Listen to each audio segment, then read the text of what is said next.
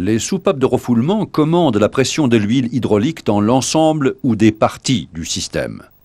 Il existe deux versions, les limiteurs et les régulateurs de pression. Le limiteur empêche qu'on ne dépasse la pression de référence. En voici le principe. La pression approchant le maximum préréglé, la soupape commence à s'ouvrir, une partie de l'huile est refoulée au réservoir. Dès que le maximum est atteint, toute l'huile est refoulée. La pression cessera de grimper.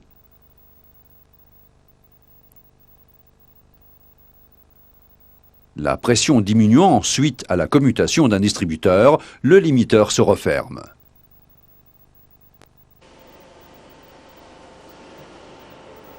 Pour des impératifs de sécurité, chaque système hydraulique est équipé d'au moins un limiteur de pression.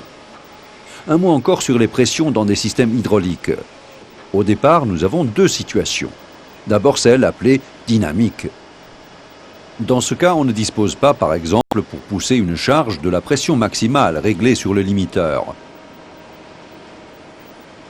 Ceci parce que l'huile s'écoulant dans les soupapes et les conduites est tributaire de pertes de pression qui peuvent aller jusqu'à 25%.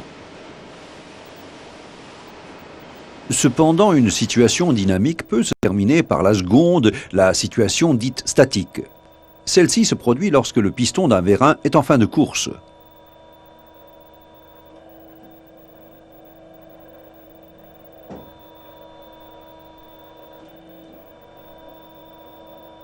Le système absorbe donc sa puissance maximale, alors que le travail proprement dit, ici le levage, est déjà terminé.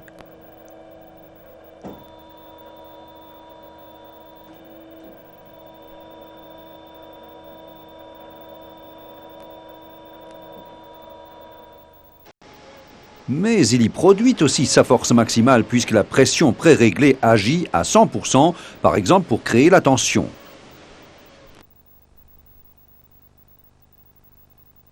Le régulateur de pression. Prenons un système avec deux éléments moteurs qui, pour exercer des forces différentes, ont besoin de pressions différentes. Dans ce cas, le régulateur permet de fixer la pression d'un élément moteur à un niveau inférieur. La pression au niveau de la sortie du régulateur agit sur une tige de commande. Peu avant d'atteindre la valeur limite de la pression, la tige est déplacée contre la force du ressort. Cela peut se produire durant la course du piston d'un vérin. Le piston arrivé en fin de course, la pression continue de monter, avec pour effet que le piston de commande condamne totalement la conduite forcée. La valeur maximale préréglée ne sera donc pas dépassée.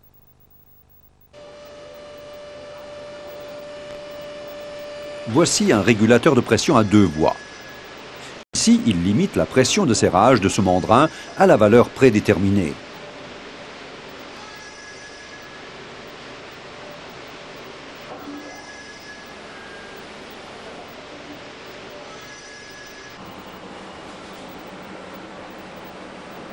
Si l'on utilisait sur cette machine un régulateur à deux voies, cela créerait des décalages de pression durant le roulage des filets. Un effet indésiré, évidemment. On y associe donc la fonction d'un régulateur à deux voies à celle d'un limiteur afin d'obtenir un régulateur à trois voies, lequel maintiendra une pression constante pendant toute l'opération.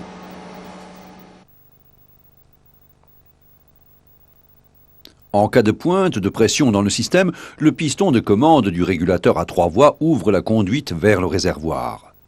Le début de surpression disparaît, le maximum ne sera pas dépassé.